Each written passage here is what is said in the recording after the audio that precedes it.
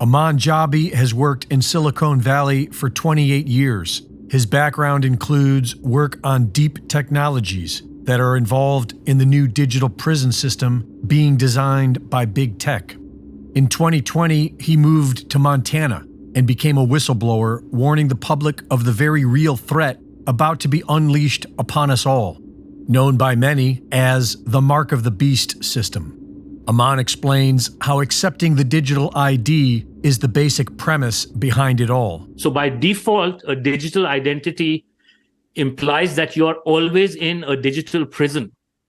Since you have a digital identity and you're in a prison, you are by default a criminal. So we don't trust you. Just like the old system, this new one is also voluntary. And you are supposed to know that it's a digital prison that you are voluntarily signing up for. And the reason for this is because in this new system, having a digital ID will be proof that you are a criminal. Because having a digital ID means that you are in a digital prison. And because you accepted it, you must be a criminal. Because of this, there is a new protocol being introduced with this system, known as Zero Trust. How is zero trust going to be used? Here's a lady, she wants to go and buy some beef, but let's say her carbon footprint or her beef footprint for the month has been exceeded. That door won't open. This digital prison is sneaking up on us all.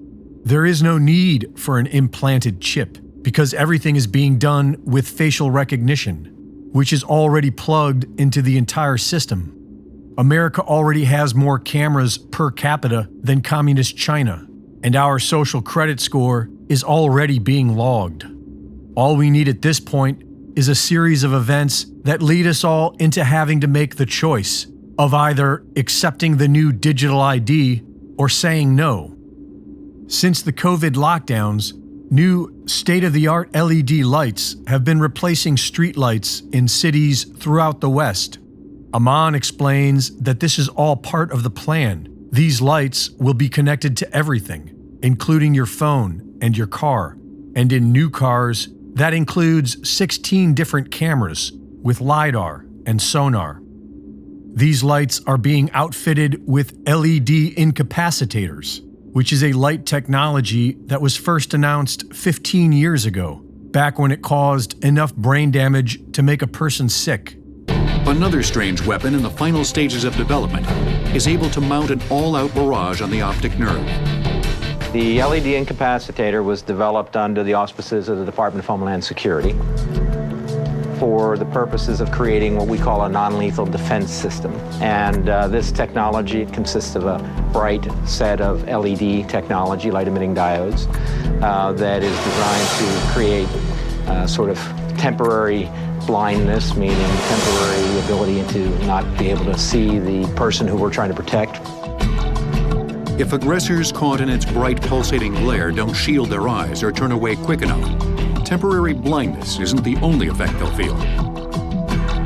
The first time I saw the LED, I was in a darkened room, and within 3 or 4 seconds, I had reached forward and grabbed a hold of a lab bench because I was feeling a little bit dizzy or disoriented. The device's combination of different colors and random flashes can induce psychophysical effects, including vertigo and possible nausea.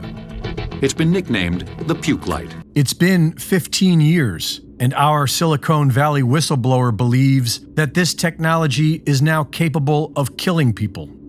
Ultimately, we can say no to this. But if there's a critical mass that doesn't sign on to the digital ID, then this agenda gets weakened substantially. But we will have to first unify and come together. Reporting for InfoWars, this is Greg Reese.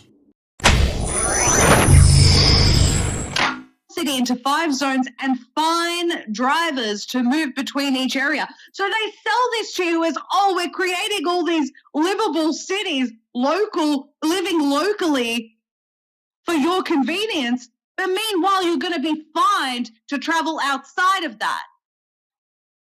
And they started this conditioning with toll roads, with paying to drive on freeways, privatizing the roads. They got you used to the idea of paying to leave your home.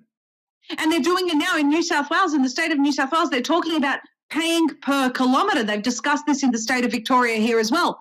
Paying per every kilometre that you travel. This is it's a prison that's being set up. I really want the team to pull up some highlights out of the interview that I did with Aman Jabi. This has been shared on technocracynews.com. Silicon Valley whistleblower, smart cities worldwide are being converted into open concentration camps. Dr. McCullough has also shared the article as well, saying that an invisible prison has been built just for you. Let's play that clip of Aman Jabi and hear what he has to say. Did you just say mapping digital IDs to trees? Yeah, every tree and plant, all of nature is going to be mapped digitally. And eventually we'll be getting pushed into the metaverse. These are called smart lights and smart poles, which are an integral part of the smart city infrastructure. They all are wirelessly communicate with each other. So it's an open air concentration camp for surveillance, as well as I'll show you, it'll be weaponized. And then they will also host all sorts of sensors in the name of climate change and global warming. They don't even have diffusers on top of them. So you can't look up at these lights. They're designed to make humans look down. There's something called a puke ray. It's an LED incapacitator where you have this, think of it, this as an LED gun, which is able to emit different frequencies of light at a very high rate of change. So when you do this at a very high frequency with different lighting, and if there's a human being that's in the vicinity and looking at these lights or near these lights, you can get intracranial damage, you can hurt your spine, you can get sick. I bet you it can even kill you. So these can be used as weapons. I encourage everyone to go and watch that interview. It's gone absolutely viral. It's had, I would say, close to 1 million views across platforms, if not more by now. It is a crucial interview. And what is every tree being mapped digitally going to do? Every single plant, everything being mapped digitally. That means your interaction with everything that's been mapped digitally is going to be punished with carbon emissions punishments by impacting your social credit score. And these lights, these weaponized lights. Now, for anyone who doesn't realize, Aman Jabi, 25 years in Silicon Valley working on these types of technologies, surveillance technologies, he knows what he's talking about. And these weaponized lights that make humans look down, that are there to subvert you in these smart cities that they're pushing everyone into, so that you can't even hold your head up high, so that you don't have any pride, because the aim is to destroy you as a human, not just your life, but destroy and crush your soul. And if that wasn't bad enough, some lights that can also kill you. Some lights that can also kill you emit puke rays. So not only are we going to subvert you and control you and keep you trapped in a prison that you can't see, but you know is there, and it's always looming. It's always there, looming over your shoulder, that you can't leave this border, this district that these Hunger Games maniacs have set up for you, because you need to eat tomorrow. And if you leave your district, you'll be penalized. You've got to eat tomorrow. You've got to go and visit your sick mum. So you're going to eat less meat this month in order to be able to have enough social credit points to go and visit your mum. And they're talking about, in the Oxfordshire City Council, they're actually talking about how people will need to apply for these permits to be able to leave their areas. And not everyone will be granted a permit. So not only do you need to pay to leave your area, but you also may not be granted the permit to do so.